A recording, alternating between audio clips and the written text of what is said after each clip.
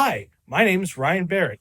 And I don't know if I have an official title at Lava Room, but I would say I primarily work as one of the engineers, but I also do a lot of front desk work. For example, if you're going to call the studio and ask someone to book a session, you'll probably talk to me about it.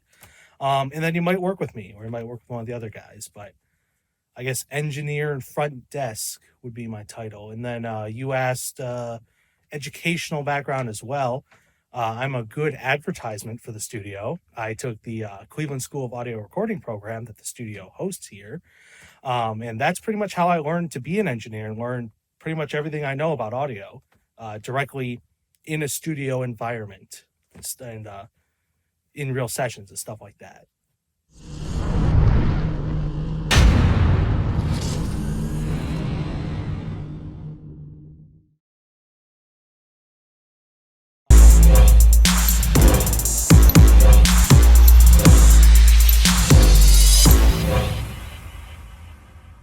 So I would say we probably don't count interning as a professional engineer. So it's not just how long have I been here. I've been taking sessions since far back as I want to say I did a few for a couple clients in 2019. So I guess the earliest sessions I would technically be about 4-ish years. And obviously I take more sessions now than I did then, but still building up and doing different stuff. So I guess 4-ish years.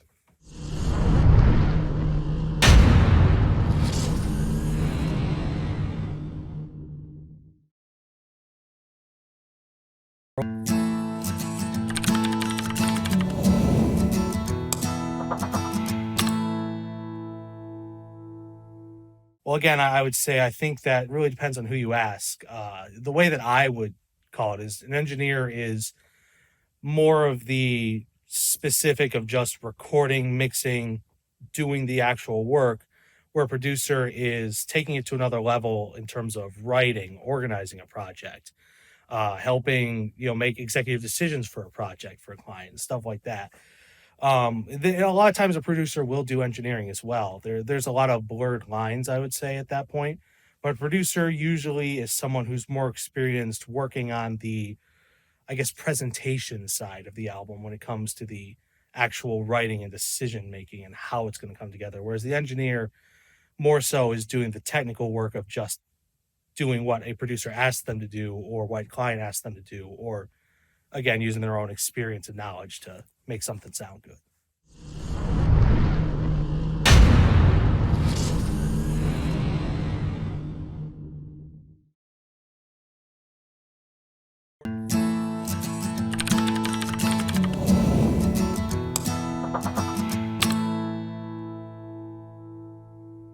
That's hard to say. I mean, I could go on the simple idea of I dislike that I'm not making $1 million every day, but I think anybody could say that who's not making $1 million.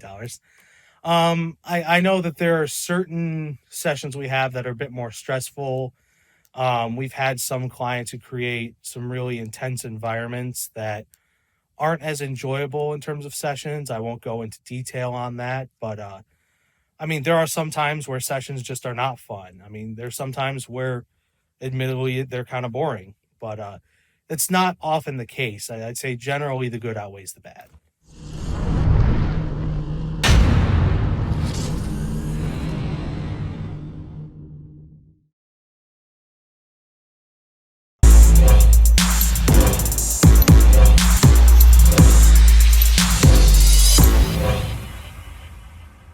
Well, I mean, the biggest thing is I'm not going to be like super intense and expecting them to be some amazing recording musician the minute they walk in. I mean, really, the way I like to go about sessions is just kind of asking what their vision is and figuring out what they want to achieve. And really, the goal here is not to just, it's not like going through a drive through, say, I want one album and then I give it to them. It's more of an experimental process of creativity between two people to like working together to create something. And so I guess you can expect me to, you know, try to help you achieve your vision the best I can. And it takes a lot of time. The biggest thing to expect is time. It's not something you can have done instantly. Like if you book a 4-hour session, you're not going to have an album ready to go right away. That's just the beginning. So I think they can expect just, I mean, this is just not just me, but anyone here at the studio to really help them figure out how to get the best sound they can, help them figure out how to achieve their vision in a relaxed environment that's not going to be like, I'm not expecting you to come in and have everything ready to go. You know, we can figure that out as it goes.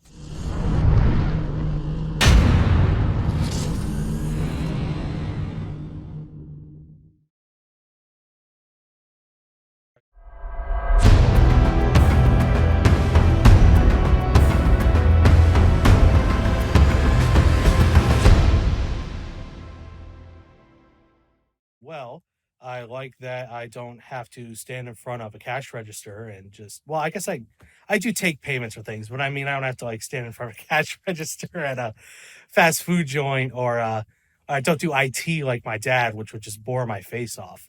I like music a lot, so being in an environment with something that I enjoy creatively, just enjoy in general is a fun thing.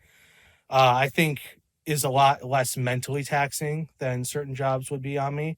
But also just the environment is a lot more relaxed. It's not like super uptight. I mean, we're doing interviews like this instead of, give me this report by Monday or you're fired, stuff like that. Like, I think it's just a lot more enjoyable, a lot more interesting of a job. And it's not as boring. There's not as much consistency. You could have anything going on in any given day, that sort of thing.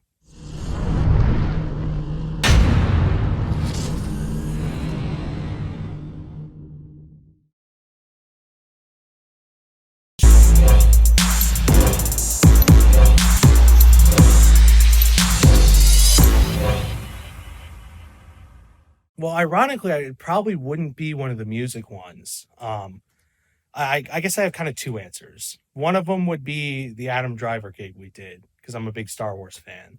Although I wasn't technically the engineer on that one, I was, I think, just assisting. That was really cool. I don't know if I'm allowed to say what movie it was. Okay, it was House of Gucci. We had Adam Driver in recording some lines for ADR for House of Gucci, and that was just beyond cool just to see that side of a major movie and then take my brother to go see the movie and point out lines that he did hear. The other one would be when I worked with Doug Deacon, who's a former Cleveland Browns player.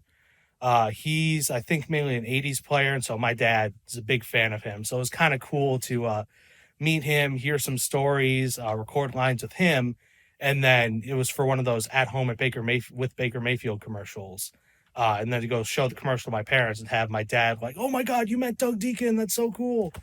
So that was one of those really cool sessions.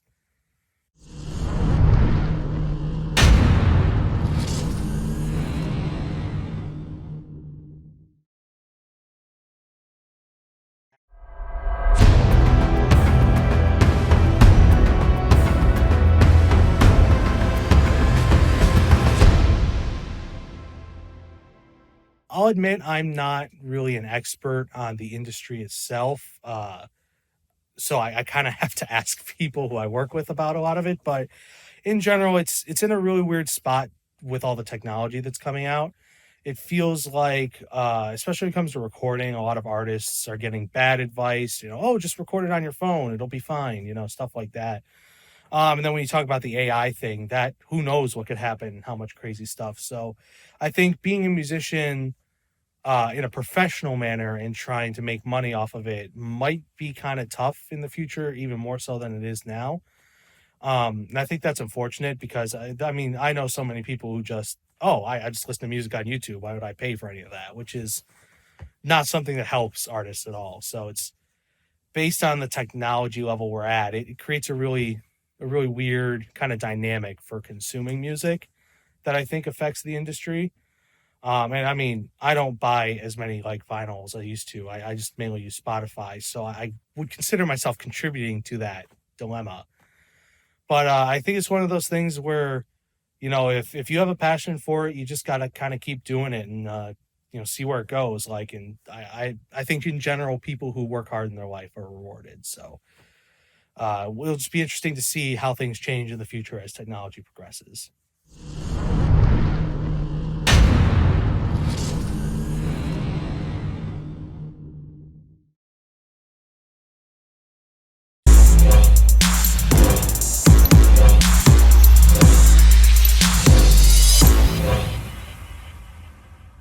Well, I think it's a tough answer because it's like, do I go someone who's going to have like specific relevant knowledge, or do I just go someone I'm a fan of? You know, I guess like my default answer would be, I guess I can I give two answers? Give two answers. Say either Lemmy from Motorhead, just because that would be incredibly entertaining. Motorhead's just a lot of great music, but he seemed like a really funny guy, really crude guy. So I think that'd be a lot of fun.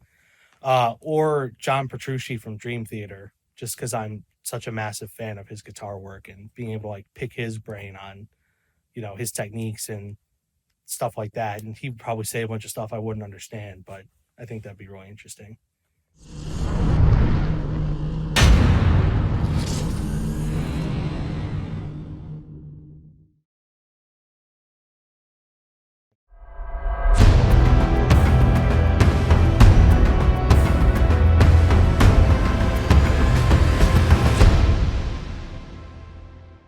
Yeah, I mean, there was one point in time when I was 16 and I was like, dude, I guess, does being an artist count as recording industry? Because I was like, dude, I'm gonna be in a famous metal band. It's gonna like be really cool. We're gonna make millions of dollars. It's like, of course, that would never happen. I'm not that good as a guitar player. But um, in general, I don't. I mean, I could maybe do something technology based. My dad's an IT guy. That would make my head want to explode.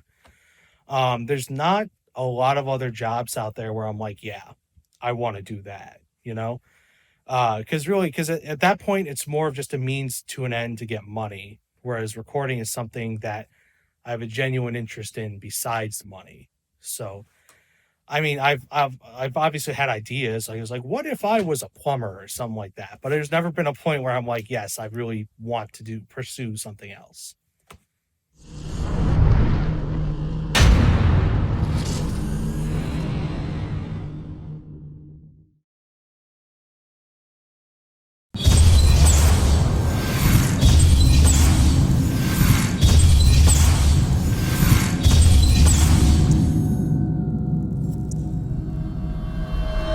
Well, I mean, on the most basic level, I can make them sound good, which is probably going to be the most important thing. I know certainly, like in terms of what genre or style sounds good is obviously subjective, but I think a lot of people get really excited when they hear themselves playing back a recording of any sort. Like if you recorded your band on your phone, you might go, "Oh, this sounds awesome. Why don't I just release this?" And you kind of get a little, I don't want to say delusional, but just your mind gets a little tricked in terms of what's really sounding good. One of the things that happens when you come in the studio is you get to really sit down and see the process of how to create something that has a lot of time put into it and a lot of work put into it, and realize, wow, this is how good my music can sound. And I think that's really huge for people, understanding how to progress as musicians and as people in the industry. Because if if you're just staying at one level, oh, I can just go into my house and record this album in an hour and be done. Why would I ever do else? You're not going to improve. So I think helping people understand how to create really good sounding music is huge for helping them have something that they can actually market and have something that's going to be really good to show how good of musicians they are, to show their skill and their passion. So that'd be the way I describe it.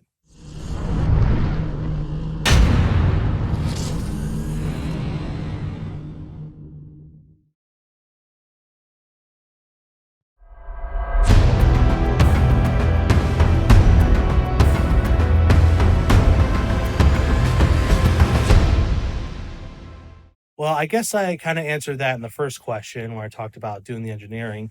I don't have a lot of experience with producing, and producing is one of those things where it really depends who you ask in terms of what you call producing. Like, I don't make beats or anything like that. But in terms of like producing albums, I would probably defer to one of the more experienced guys. So generally, I'm doing a lot more just engineering stuff.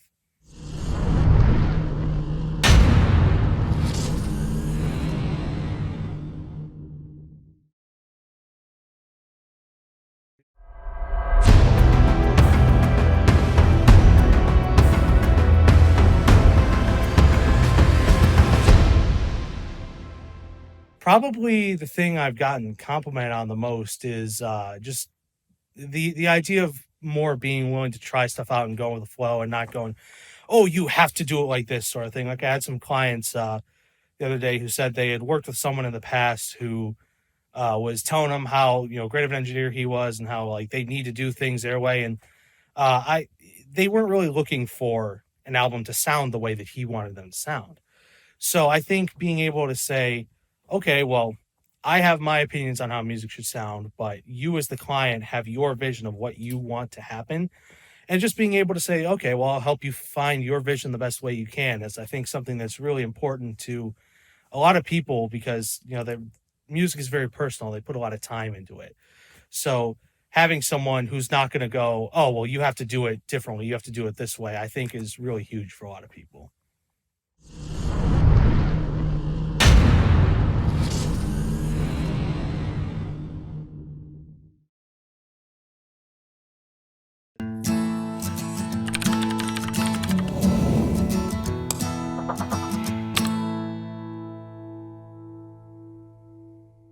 Regular technical difficulties, obviously. One of the important things an engineer has to know how to do is problem solve because technology will give you issues.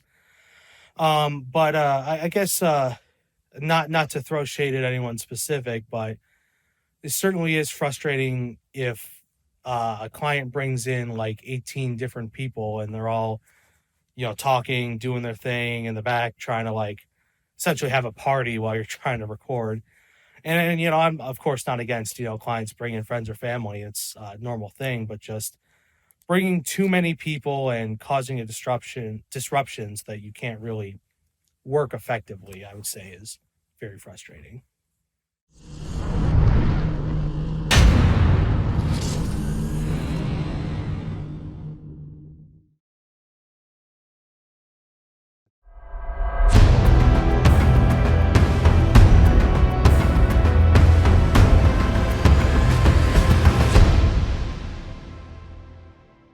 Well, should I even try to explain it? Isn't that the point of the question? um, I would say like almost more on the mixing side when things just start falling together. Like one of the coolest things for me personally is I'm a big fan of like guitars specifically. Is if I'm EQing a guitar, and working on that. If I'm sitting there listening to a song and there's just something between the guitar and bass clashing super hard, and this is like a super small thing, but like finding that little frequency and just taking it out and then everything sounding like full, it's like a full song and music and not having this weird frequency bouncing between the guitar and bass is super, super satisfying for me. I just really like good sounding guitars at the end of the day. So I guess from a more recording aspect, finally finding a good guitar tone or finding a really good drum tone for a person you're working with and just having something sound like, oh man, this sounds really like when something sounds really awesome, it just feels good when you get that good sound.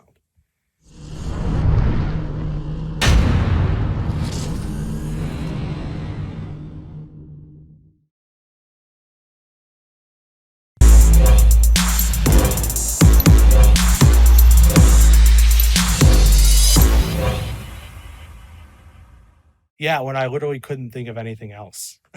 Like I want to say I remember there's a point in like middle school, and this I hadn't decided that early that I wanted to do music stuff, but there's a point where I there was like fill out your future career based on your personality or whatever. Like it was some tech class we were doing, and there was just like nothing that sounded even remotely interesting to me. It's like, do you want to be a banker? Do you want to be a vet? Do you want to do like I didn't want to do any of that stuff, and so I think there was a point in high school where I had to accept that unless I quit my entire life, I was never going to be a good enough guitar player to be a legitimate famous musician, especially again, listening to stuff like Dream Theater, I'm not even close to playing like that. Um, but and then be like, okay, well, how can I find something that fulfills my desires to do something musically, but isn't reliant on me being some guitar god musician? And so I was watching a lot of videos on YouTube about recording, which is a massive no-no for a lot of people here at the studio. but not necessarily like specifically about tutorials of how to record, but just videos about certain techniques and other ideas. I'm like, wow, this is really, really interesting.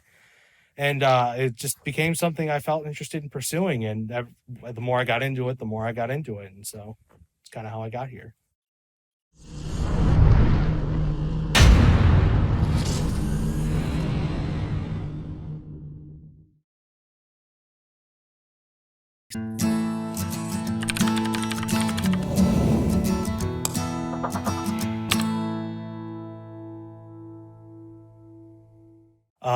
I don't know if anyone is ever truly satisfied. Like that was a thing when I was working with Chris, learning through Cleveland School of Audio Recording stuff. Is he told me, he's like, you will never ever be truly satisfied, and part of that is because you're always going to be improving. Like I'll look back on my final mix for CSAR and go, man, I hate this. I could do so much better today, even though it's not even really that bad. It's just I genuinely feel like I could do better. So I mean, like you can hit a point where it's like, okay, I'm happy to be not working on this anymore, and like you're like it sounds acceptable, but I think there's always small adjustments you can make and always things you could do that'll, like, if you let yourself go crazy on it, you absolutely can.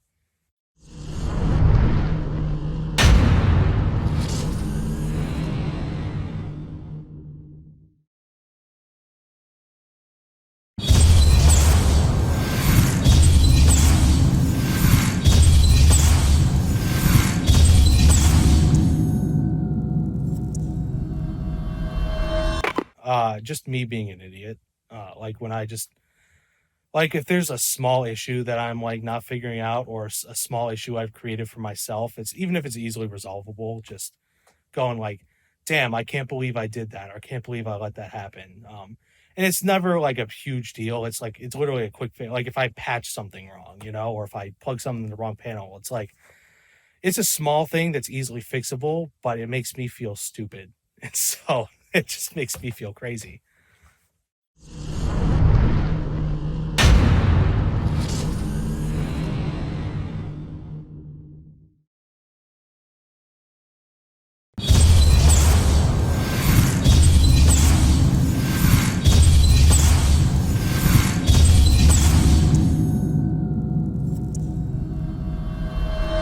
Well, I say that probably depends on the day. I mean, I'm a big nerd, so it's going to be something like playing games or watching movies. I do a massive amount of video gaming.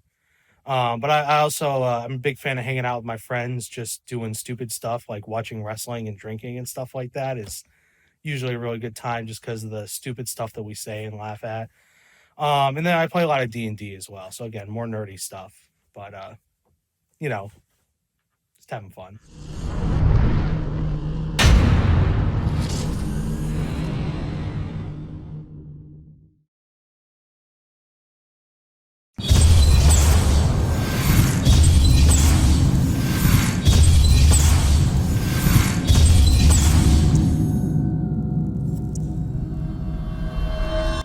Future apocalyptic America where no one's around. No. I don't know. I mean, I would like to say still at this studio, but like marginally more successful. I mean, in terms of just having like more and more clients to work with. But I mean, just in general, I don't want to be necessarily like I don't personally want to move somewhere like LA or anything like that.